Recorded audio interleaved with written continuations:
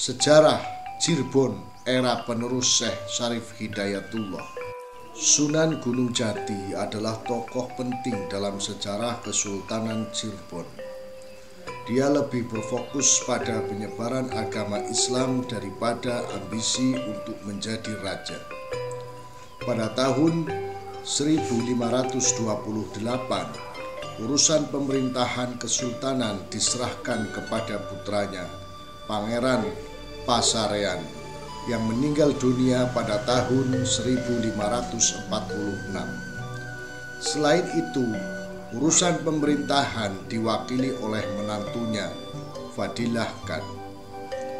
Pangeran Pasarean digantikan oleh putranya, Pangeran Swarga, yang kemudian menjadi Pangeran Dipati Charbon. Namun, dia juga meninggal pada tahun 1565. Setelah beberapa tahun, cucu Sunan Gunung Jati, Pangeran Emas atau Panambangan Ratu I, naik tahta pada tahun 1570 dan memerintah Kesultanan Cirebon selama 79 tahun.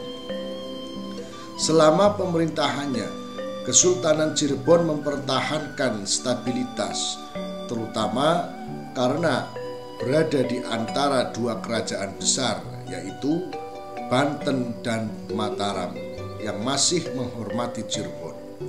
Hubungan dagang dengan luar negeri berkembang dan pelabuhan-pelabuhan Kesultanan Cirebon sangat aman. Pada abad ke-17, Cirebon bahkan menjadi contoh bagi kerajaan Mataram dalam berbagai aspek. Keraton Cirebon dijadikan teladan untuk pembangunan keraton oleh Susuhunan di Mataram. Hubungan dekat antara Cirebon dan Mataram terlihat melalui pernikahan anggota kerajaan mereka. Setelah penambahan Ratu I wafat pada tahun 1649, cucunya Pangeran Putra menjadi kepala pemerintahan Cirebon dengan nama Panembahan Adining Kusuma atau Panembahan Ratu II. Namun, pada masa pemerintahannya, Cirebon dihadapkan pada masalah politik, terutama terkait dengan hubungan Mataram dan Banten.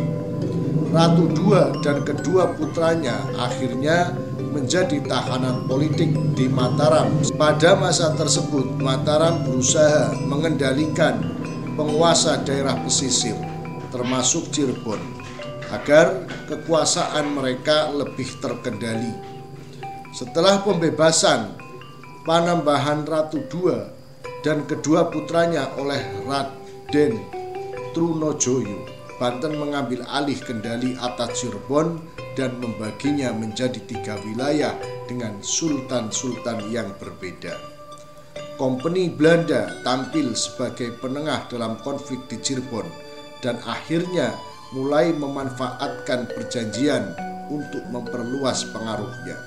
Perjanjian-perjanjian yang ditandatangani pada berbagai tahun tersebut mengatur tata cara pemerintahan dan pengaruh Kompeni Belanda atas Cirebon. Akhirnya, Cirebon jatuh sepenuhnya ke tangan Kompeni Belanda yang mengatur sumber daya ekonomi, perdagangan, dan ekspor impor. Kesultanan Cirebon hanya memiliki peran simbolis dan benteng VOC menjadi pusat perdagangan. Pada tahun 1809, Gubernur Jenderal Daendels menghapus kekuasaan para Sultan Cirebon dan Kesultanan Cirebon mulai merosot. Dengan begitu, Kesultanan Cirebon kehilangan kekuasaannya dan kontrol ekonomi dan politik sepenuhnya berada di tangan Belanda. Kesimpulannya, sejarah Kesultanan Cirebon adalah cerita yang penuh dengan perubahan pemerintahan, konflik politik, dan pengaruh asing, terutama dari Kompeni Belanda. Awalnya, kesultanan ini berfokus pada penyebaran Islam dan mempertahankan stabilitas di antara dua kekuatan besar, yaitu Banten dan Mataram. Namun, setelah beberapa generasi kepemimpinan, Kesultanan Cirebon terpecah menjadi 3 bagian di bawah pengaruh Banten. Kemudian Kompeni Belanda muncul sebagai penengah dan secara bertahap memanfaatkan perjanjian-perjanjian untuk mengkonsolidasikan pengaruhnya di Cirebon, dan kontrolnya berubah dari pemerintahan lokal yang independen menjadi bagian dari kekuasaan Belanda.